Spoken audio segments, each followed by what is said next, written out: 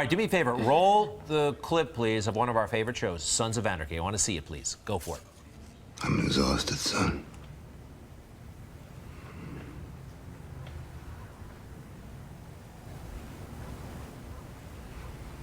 Just watch my back.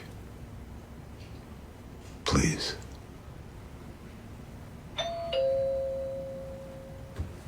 I'll get it. Intense scene from some intense actors, particularly Ron Perlman. You saw him there? Washington Heights guy. Actually, the other actor, I think, is from Staten Island, right? That's right. Ron Perlman is out with a new memoir. It's called Easy Street. Sir, welcome to Good Day New York, and congratulations on your success, and thank you for entertaining us so much. It's been my pleasure. But Easy Street the hard way. That's right. Right. That's right. In fact, I heard that you wrote things in this memoir that even your wife didn't know about. And what were some of those things that she may have been shocked to learn about you? It's pretty intense. You know, I reveal some stuff, some episodes in the midst of my lowest of lows and lack of choices, et cetera, things that touch people more than, you know, people are willing to sometimes. Do you want to give us admit. a hint about that? I would prefer not to, but it's pretty heavy duty stuff. It is, and it's all in the book. And it's all in the book, and it's the first time I revealed it. And I had a bunch of friends, like a half a dozen friends that I was feeding chapters to because I didn't know how far I wanted to go. I didn't know how far was too far. And people read it and said, you know, if people can see that you went through this, and you know how you come out of it and stuff like that, then it might be an opportunity to Change somebody else's life. yeah, to give somebody like a path. Now, how did you get to the lowest of the lows? Or can you tell us what was going on? From the outside looking in, actors, you know, and you've been working a lot. I know there were gaps, but it looks like you have it all, you know, to us on the outside. But that's not the case. Well, I'm in a business where the highs are very high and the lows are very high, very low. Mm-hmm. So it's like there's these intense swings.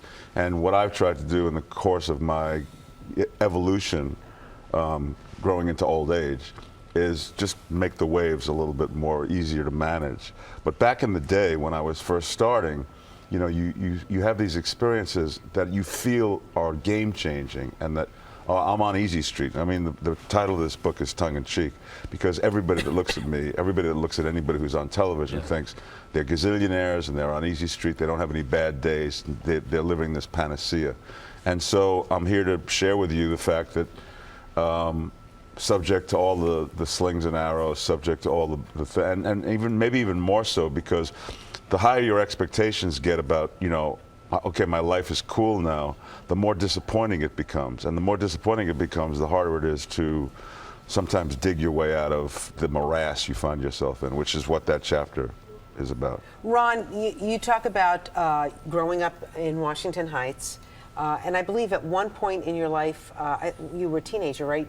300 pounds. I was at one point in my life a No, teenager. You were in fact, for more than one point. Okay. I was like, you were 300 pounds at one point? I was 300 pounds by the time I was 13 years old. There's pictures of me at my bar mitzvah where it's like, hey, there's the fat kid. And that had to be obviously a difficult time. Were you bullied? Were you made fun of? You know, I think that most of the negativity about that self-image was really self-inflicted. I think that probably people were not nearly as judgmental as I made it up to be in my mind. So a lot of the demons that I was fighting were put there by myself. And those are formidable ones to deal with. But, you know, I was determined to just feel better.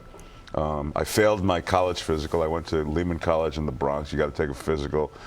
Because I was so obese, I failed. So they made me like go on this emergency diet, and if I went on this diet and passed the physical, they would admit me into Lehman, which I went through this summer of 60. I don't know when I can't do the math, but back then, a couple of years ago, and lost 95 pounds. In a summer? In a summer. What did you do? I went on a salt-free diet because I had salt in my urine. It's a very sexy conversation. But you know, if you don't really realize how many foods have salt in them, so you have to go on a salt-free diet. So basically, the only things I could eat that had any taste were mustard and onions, which I still have on my Cheerios in the morning. I want to go back to the early part of your career, and I noticed there are some gaps. You know what I mean? Quest for Fire, then a couple of years goes by before something else happens. So it's the time between those roles that is particularly challenging for actors, for you. Yeah, I mean, those are the hard times to manage. The working times are a lark compared to the down times. By the way, you have a unique look, right? Fair to say, a unique face Thank that you. I think. Back at you. Thank you. But that has probably worked for you and also against you in Hollywood.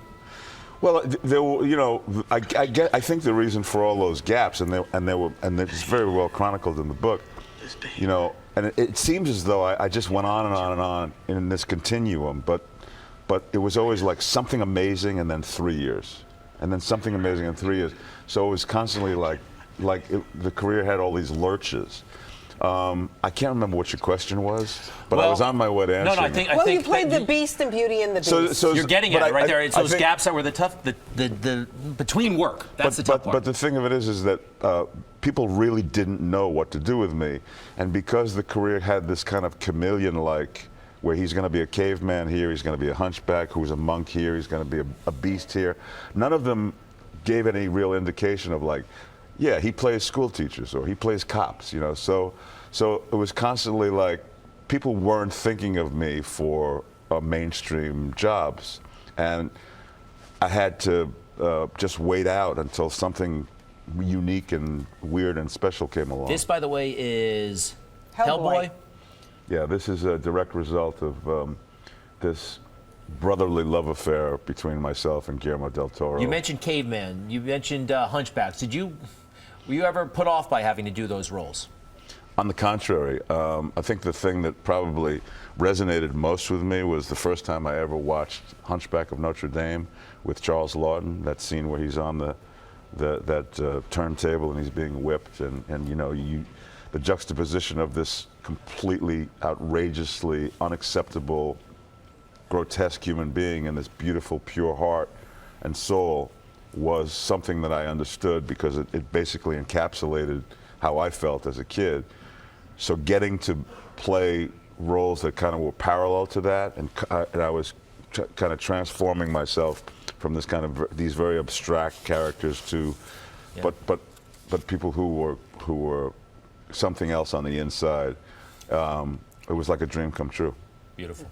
Well, you can meet Ron Perlman next week. Book signing, right, at Barnes & Noble, Union Square, October 8th at 7 o'clock.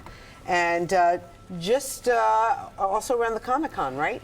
Going to be at Comic-Con, going to be in Huntington, Long Island tonight. Oh, you are? Yeah. Let's emphasize that. It's not on a graphic. What bookstore, sir? Tonight? Yeah.